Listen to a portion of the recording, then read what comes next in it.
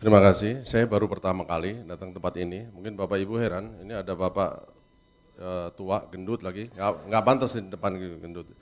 Ya, kemudian nggak pakai jas lagi seperti Bapak tadi. Ya. Jadi kayaknya agak aneh di sini. Nama saya Dr. Hartoyo, saya bekerja dulu di Rumah Sakit Jantung Harapan Kita, bagian operasi jantung. Dan sekarang saya bekerja di Rumah Sakit Mitra Keluarga Bekasi sebagai dokter anestesi. Biasa saya, maaf kalau saya bicara agak panjang dikit ya Bu ya. Biasa saya diajak main bulu tangkis oleh rekan saya namanya Eri di sana dan ada juga Ria. Dan ketika saya main bulu tangkis saya ditawarin yang begini-beginian. Saya paling alergi kalau tawarin gini. Begitu dia dekat saya udah bilang, ngapain kamu mau promosi ya? Saya udah alergi gitu ya. Akhirnya karena begitu gigih mereka itu ini, saya ingat pada suatu cerita bahwa ada seorang nenek-nenek yang hidup berdampingan dengan orang ateis. Tiap hari dia bersyukur, terima kasih Tuhan atas berkat-Mu. Sampai ateis itu tiap hari bersyukur terus, tiap hari terima kasih Tuhan atas berkat-Mu. Si ateis ini bilang, alah berkat itu bukan dari Tuhan. Dia jengkel sekali. Suatu hari nenek ini dia berkata, Tuhan saya nggak punya sayuran. Dan kedengaran oleh orang ateis beli sayuran taruh di depan pagar. Besoknya sayuran itu diambil, dia bersyukur lagi, terima kasih Tuhan atas berkat-Mu kau kirim sayuran. Ateis langsung teriak, itu gua yang beli, bukan Tuhan yang beli katanya. Lalu nenek itu langsung doa lagi, terima kasih Tuhan kau telah mengirim setan untuk beli sayuran dan dia yang membayar buat saya, kata gitu. Itu begitu gigihnya Eri itu sebegitu tuh, dia ngomong terus, dia datangin terus saya ini di Bekasi gitu. Sampai akhirnya saya bosan, ngapain sih kamu gini? Dok, soalnya kalau saya masuk ini dok, saya berangkat ke Thailand katanya. Ya sudah, saya beli supaya kamu berangkat ke Thailand. Jadi saya beli tidak untuk Smart Detox, full pack, saya beli full pack, supaya kamu berangkat Thailand. Jadi obat itu saya taruh di rumah, saya nggak minum, saya nggak baca-baca, memang supaya dia berangkat Thailand. Kemudian saya baca-baca brosurnya gitu, saya lihat-lihat gitu. Udah dibeli mahal-mahal, sayang juga ya gitu ya. Dan ternyata ini dari segi medis ya, memang smartnya itu memang smart ya. Saya bilang sama Erik, untuk berkata detok, hati-hati loh berkata detok ya. Seperti Pak ini katakan tadi, detok yang didetok apa? Racun. Kemudian saya tanya lagi, racunnya apa? Dia bilang gitu, radikal bebas. Radikal bebasnya apa? Saya tanya lagi begitu, dia nggak bisa jawab. Radikal bebas apa? Karena radikal bebas ada yang kita perlukan untuk tubuh. Salah satunya adalah nitric oxide, NO itu radikal bebas, justru itu yang kita perlukan. Jadi hati-hati kalau ngomong radikal bebas nanti yang didetok apa, mesti dijelaskan lagi oleh Pak siapa tadi. Radikal bebas itu apa, yang didetok itu apa gitu kan. Tapi saya lihat ini memang bagus juga produknya. Kemudian saya baca, saya mulai minum. Wah enak juga rasanya, terus terang enak seperti Bapak bilang. Enggak seperti detok-detok lain sengsara. Saya pikir kalau yang begini-begini ini pasti menyiksa sekali. Tapi ternyata enggak, enak ternyata ya. Apalagi kalau diminum dengan air dingin dan kiatnya langsung diminum. Jangan dibiarin lama-lama, kalau dibiarin lama-lama dia kental, jadi enggak enak buat diminum. Langsung diminum itu lebih enak menurut saya itu ya. Kemudian saya pelajari lagi. Kenapa ini? Dan setelah berlangsung beberapa lama, ternyata memang benar. Berat badan saya turun. Berat badan saya itu tadinya 95 kilo.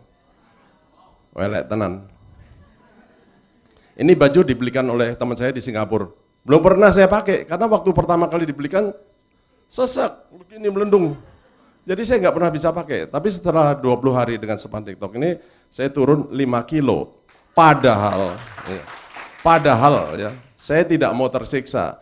Padahal saya itu tidak disiplin, terus terang saya akui. Jadi kalau istri saya goreng empal, ya saya comot. Dikit, tapi dikit ya, saya terbatas dikit. Tapi jangan ditiru nih, ini yang ditiru tadi yang kata Bapak tadi aja ya. Kemudian kalau ada apa sedikit, saya nyomot juga, tapi dikit gitu ya. Dan smartnya yang saya kira adalah polanya. Pola 232 itu, karena biasanya diet-diet yang lain itu polanya tetap. Kenapa? Karena sekarang ini kita ada suatu yang belakangan ini ya, dikatakan bahwa gini, bahwa metabolisme tubuh itu mempunyai autoregulasi. Kalau asupannya berkurang, maka metabolismenya akan menurun dengan sendirinya. Sehingga dia menyeimbangkan antara asupan dan kebutuhan. Nah, sementara dengan diet ini, pertama pre-detok, kemudian di 3 hari detok. Turun, metabolismenya pun turun. Sehingga selisih antar asupan dengan ini tubuh berusaha memperkecil. Begitu ditambah lagi 2 hari yang dengan makan, metabolismenya naik lagi. Begitu metabolisme naik, pengeluarannya banyak, dihajar lagi dengan yang 3 hari. Jadi itu justru sebenarnya kiatnya yang saya bilang, ini cerdiknya di sini. Karena tidak stabil gitu, tapi ketika metabolisme naik, pengeluaran energi banyak, kemudian dikasih lagi 3 hari dengan diet yang rendah. Ya. Kemudian saya pikir, apakah ini akan bikin kekurangan protein? Ternyata enggak. Karena dengan Max Pro tadi, saya baca di situ per sajinya ada 22 gram protein kalau nggak salah ya. Total kalau 3 kali di dalam program yang 3 hari yang tidak makan, itu kita sudah mendapatkan protein kira-kira 66 gram. Kebutuhan kita at least 1,5 gram per hari. Dalam keadaan orang gagal ginjal pun sekarang protein harus dipenuhi dengan 1,5 gram per hari.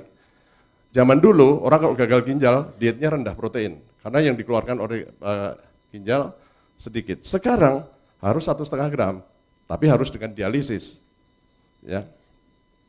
Kemudian saya lihat di sini kandungan protein dengan whey protein bagus sekali. Kalau kita tidak disuplai dengan whey protein ini, pada waktu kebutuhan kalori itu berkurang, kita membutuhkan kalori, maka tubuh akan memecah protein. Protein yang dipecah terutama adalah protein dari otot, yaitu branched amino acid, valin, isoleucin, leucin. Kalau ini dipecah, maka otot menjadi hipotropik, menjadi kecil. Tetapi dengan asupan ini, saya sudah mengukur menilai bahwa protein otot tidak akan dipecah. Justru pada waktu kalori dikurangi, yang dipecah adalah lemak. Jadi lipid yang dipecah. Karena proteinnya dipenuhin. Apakah ada gula di dalam kandungan ini? Ternyata ada, sedikit. Kenapa ada gula? Kita nggak boleh dalam 1 hari itu nggak ada gula. Karena apa? Karena ada 2 organ tubuh yang tidak bisa menggunakan kalori selain gula, yaitu sel darah merah, eritrosit 1, 2 adalah sel neuron, sel otak. Dia harus, metabolisme harus menggunakan glukosa. Jadi di sini masih ada kandungannya glukosa. Cukup berarti ya. Kemudian saya coba ini, oke bagus. Nah satu lagi yang saya juga sangat terkesan di sini adalah proargi. Proargi adalah arginin. Dalam siklusnya arginin kemudian dipecah menjadi citrulline dan di situ memproduksi NO, nitric oxide. Nitric oxide ini sangat populer sekali sekarang di dunia critical care. Ya sedang banyak dibicarakan dan itu sangat populer. Efeknya banyak sekali. Dulu pertama kali 25 tahun yang lalu saya sudah menggunakan nitric oxide. Tapi nitric oxide-nya itu diberikan eksogen lewat mesin napas masuk ke paru-paru dan terutama digunakan, ini maklum waktunya boleh Bu?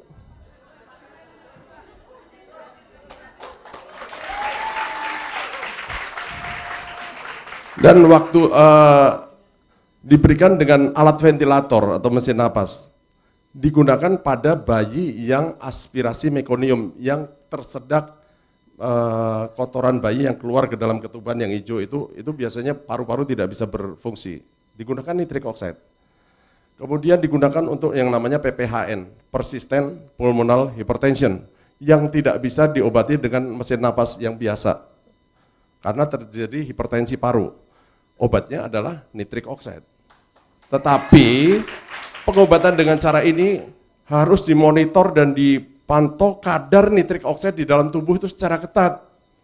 Dan seringkali kalau kelewatan, nitric oxide itu bisa membuat orang jadi yang disebut methemoglobinemia. HB-nya nggak bisa ngikat darah, nggak bisa ngisi oksigen karena terjadi methemoglobinemia. Nah, kalau yang endogen, tubuh itu mempunyai satu autoregulasi. Nitric oxide-nya nggak akan kelebihan, nggak ada kurang karena ini akan diproduksi secara endogen melalui perubahan siklus arginin menjadi citrulline tadi. Dan efeknya bahwa ini akan membuat otot polos pembuluh darah itu menjadi rileks. Sehingga kalau yang ada plak, segala macam itu menjadi rileks, menjadi lebih longgar. Sebenarnya nitric oxide itu diproduksi oleh endotel pembuluh darah, lapisan dalam dari pembuluh darah.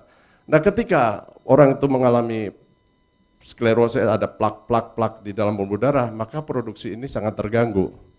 Jadi orang yang mungkin hipertensi, kolesterolnya tinggi, apa itu dengan diberi itu nitric oxide saya kira banyak sekali gunanya. Selain itu juga banyak sekali, tadi udah dikemukakan oleh Bapak siapa tadi, nitric oxide untuk jantung koroner misalnya. Kalau orang jantung koroner kalau lagi serangan jantung, angina pectoris itu minum pil yang taruh di bawah lidah, nitrogliserin atau isosorbit dinitrat. Nitrogliserin itu tujuan akhirnya nanti adalah diubah menjadi nitric oxide, menjadi NO juga. Jadi kenapa enggak kita sebelum kena serangan jantung kita perbaiki dulu nitric oxide di dalam darah dulu. Orang yang misalnya gangguan disfungsi ereksi atau orang impoten, kalau penis itu sebenarnya ada dua macam ya. Kita ngomong penis ada dua macam. Yang pertama adalah tipe muskuler. Yang tipe muskuler itu penis itu besar, tapi kalau dia ereksi bertambah besarnya tidak terlalu banyak. Yang kedua adalah tipe vaskuler.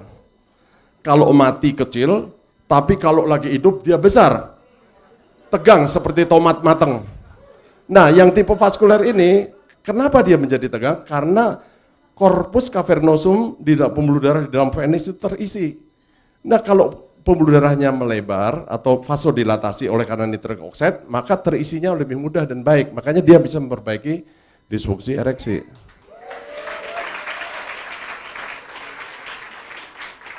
Untuk otak dan saraf, nitric oxide adalah suatu neurotransmitter.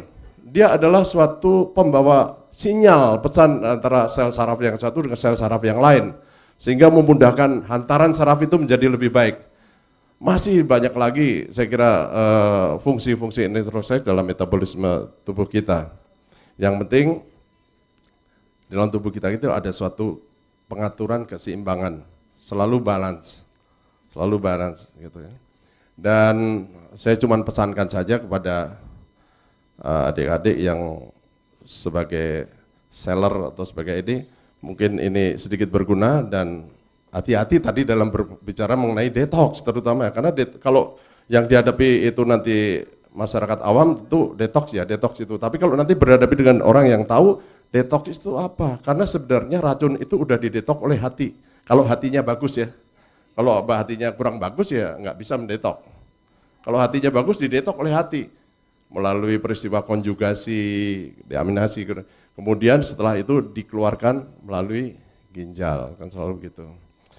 Ya, akhir kata bahwa saya 20 hari berat badan turun 5 kilo dari 95 menjadi 89,8, ya, jadi turun 5 kilo lebih. Dan proses dalam ininya tidak sengsara, enak ya, jadi tidak sengsara dan enak. Apalagi kalau saya disiplin pasti turun 10 kilo. Karena saya tidak disiplin jadi turunnya cuma 5 kilo. Gitu aja. Ya, terima kasih untuk Bapak Ibu sekalian.